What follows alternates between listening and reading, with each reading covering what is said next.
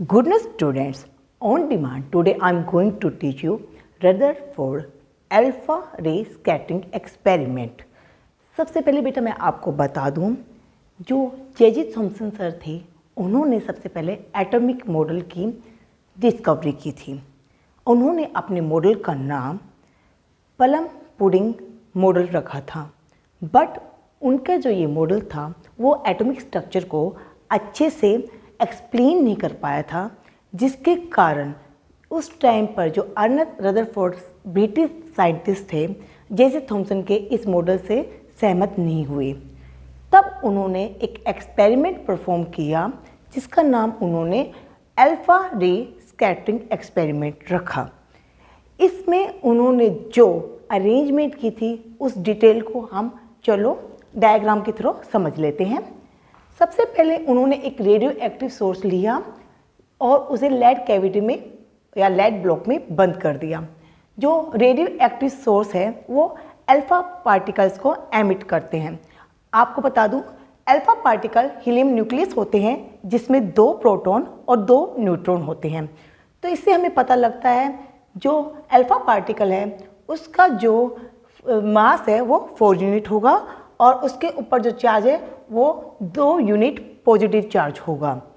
तब उन्होंने एक गोल्ड फॉइल को रेडियो एक्टिव सोर्स के आगे रखा जिसकी थिकनेस 210 नैनोमीटर थी, मीन्स 210 नैनोमीटर। अब हुआ क्या, उन्होंने गोल्ड फॉइल को चारों ओर से जिंक सल्फाइड स्क्रीन से सराउंडिंग कर दी ताकि जब अल्फा पार्टिकल गोल्ड फॉइल से स्कैटर्ड हों तो उन्हें डिटेक्ट करने के लिए जिंक सल्फाइड स्क्रीन की मदद ली जा सके। अब उन्होंने जैसे परफॉर्म किया प्रैक्टिकल एक्सपेरिमेंट, तो जब यहाँ से रेडियो एक्टिव सोर्स से अल्फा रे को फोल्ड करवाना होता है तो कहाँ पे गोल्ड फॉइल पर, तो उन्हें रेज जो है एकदम स्ट्रेट और नैरो पाथ में प्रोजेक्ट करनी थी। तो उन्होंने एक कोलीमेटर जो कि ग्लास स्लिट का मिलके बना होता है, ग्लास स्लिट से बना होता है, वो रेडियो एक्टिव सोर्स और गोल्ड फॉइल के बीच में लगा दिया।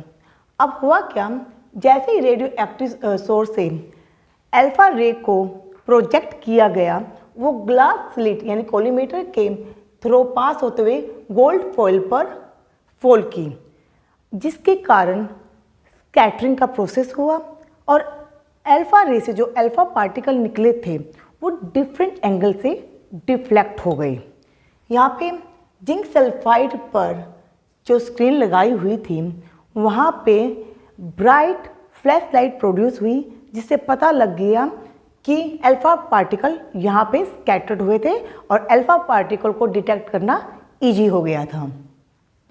जो रदरफोर्ड सर का एक्सपेरिमेंट था उनमें उनकी जो ऑब्जर्वेशन आई थी एक्सपेरिमेंट परफॉर्म करने के बाद वो कुछ इस टाइप से थी।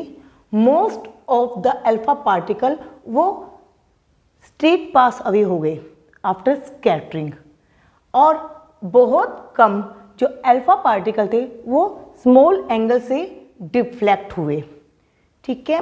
और about 1 in 8000 alpha particle reflected back, यानी कि 90 डिग्री के ज़्यादा के एंगल से डिफ्लेक्ट हुए हैं। और इन्हीं ऑब्जर्वेशन के बेस पे रदरफोर्ड सर ने कुछ कंक्लूजन ड्रॉ किए जो कि मैं आपको अभी पॉइंट वाइज समझाती हूँ। अब रदरफोर्ड सर ने जो ऑब्जर्वेशन की थी मैं आपको पॉइंट वाइज बता देती हूँ।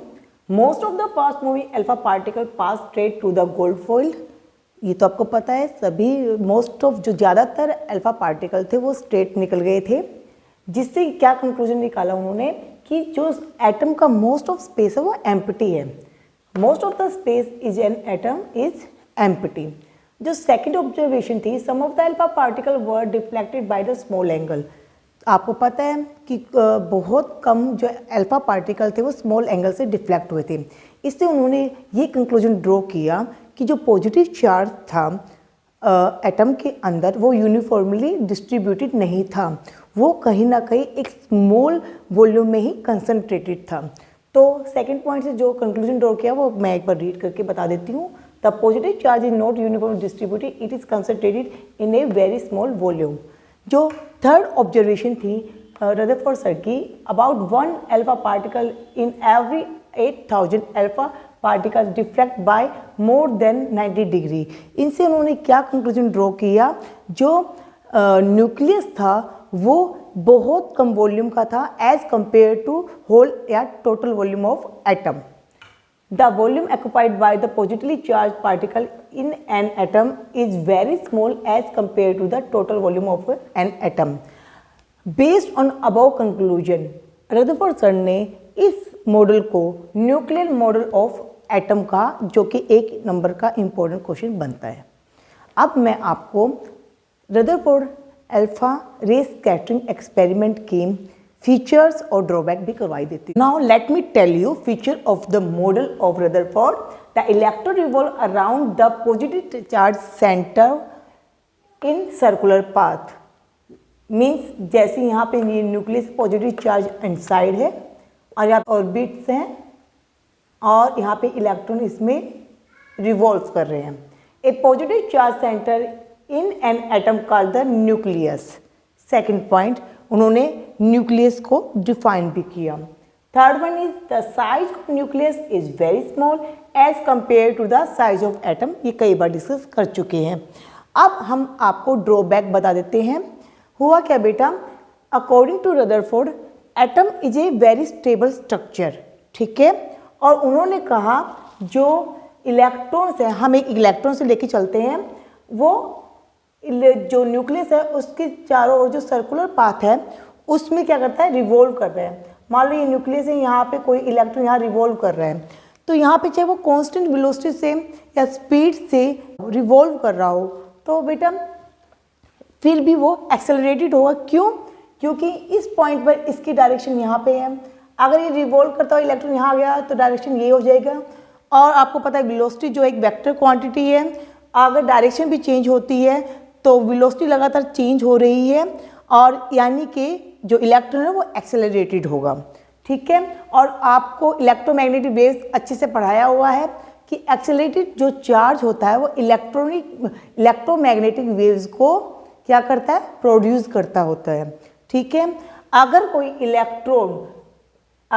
इलेक्ट्रॉन इलेक्ट्रोमैग्नेटिक वेव को रेडिएट एनर्जी करता है तब तो होता क्या है, electron has accelerated motion then it radiates energy in the form of electromagnetic waves. तो जैसे ही ये इलेक्ट्रोमैग्नेटिक वेव्स को निकालता होता है बेटा, तो इलेक्ट्रोमैग्नेटिक वेव्स की क्या होती है, एनर्जी होती है, ठीक है।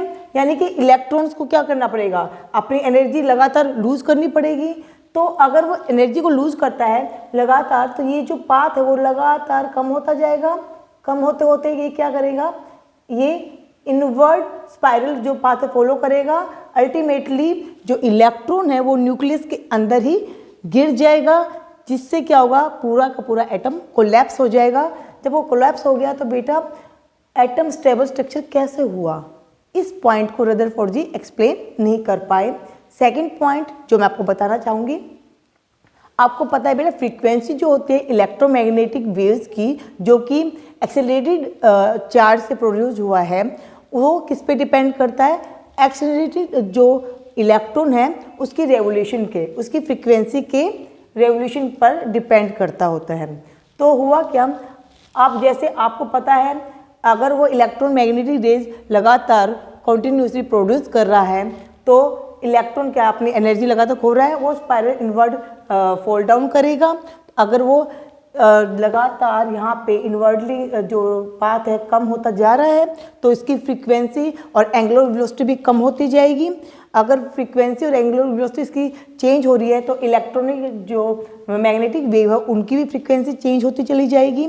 तो हमें कॉन्टिन्यूस स्पेक्ट्रम जो है नहीं मिल सकता, हमें एक लाइन स्पेक्ट्रम मिलेगा, जो कि रदरफोर्ड इस बात को भी एक्सप्लेन नहीं कर पाया था। तो सेकंड ड्रॉबैक क्या होगी, we observe a line spectrum instead of continuous spectrum, जो कि रदरफोर्ड का nuclear model of atom explain नहीं कर पाया था। थैंक यू, आई होप आपको ये अच्छे से समझ आ गया होगा।